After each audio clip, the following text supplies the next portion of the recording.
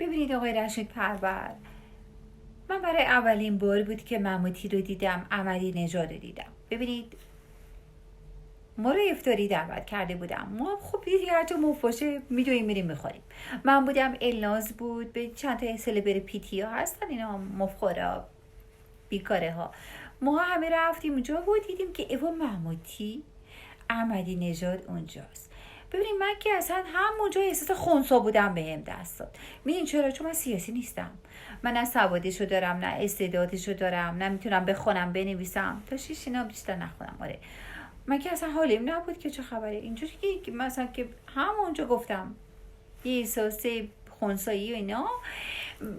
رفتیم و نشستیم اینا و البته اینجا آدم زیاد میره و میاد، جا گارج علی درش بازه، میان و میرن و انواع اقسام هنرپیشه و کارگردان و بازجوها و اطلاعاتی ها هی میان و میرن. آره والا هیچید که ما نشستیم و ناخودآگاه چشام افتاد به چشای محمودی و یه لبخندی زد و منم یه لبخندی زدم و اینا. خب مجبور شدم گفتم سلام و اون گفت سلام و اینا، همینجا سلام علیک کردیم و اینا و دیگه همینجا ناخودآگاه میدونی دیگه نشسته بود داشتیم یه موف میخوریم یا ناخودآگاه یه احساس حرارت و کاریزمایی من از محمودی و احمدی نژاد بهم دست داد. و این بعضی یه کاریزمای عجیب غریبی دارن، کاریزما دارن، حرارت دارن، حرارت بدنشون شما میتونید حس کنید. آره من این کاریزما رو همونجا حس کردم و چه کاریزمایی. البته این دفعه اول من نبود که من کاریزما حس میکردم، قبل از محمودی هم یه جا دیگه کاریزما حس کرده بودم، این حرارت و با شهاب بود. خدای توبه.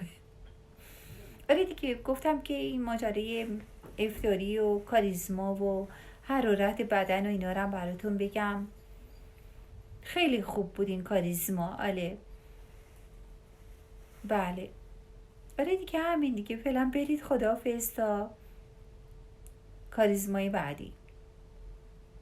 راستی محمودی گفت رأی نمیده، برای همین کاریزماش خوبه، کاریزماش بالاست. دیدین دیگه آخرین لحظه کاریزماتیکش گفت چی؟ رأی بی رأی. آره والا گفت دیگه. خب ببینید فعلا خداحافظ دوستان، با کاریزما باشی، کاریزماتون از دست ندید.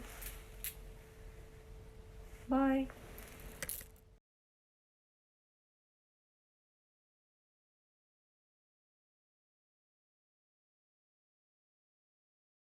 مردم خدا بداند که میداند، تاریخ بداند که من خادم کوچک ملت احمدی نژاد من در این گناه بزرگ مشارکتی نداشتم و همین دلیل من رأی نخواهم داد اگر تغییر ایجاد نشه در تصمیمشون و فرصت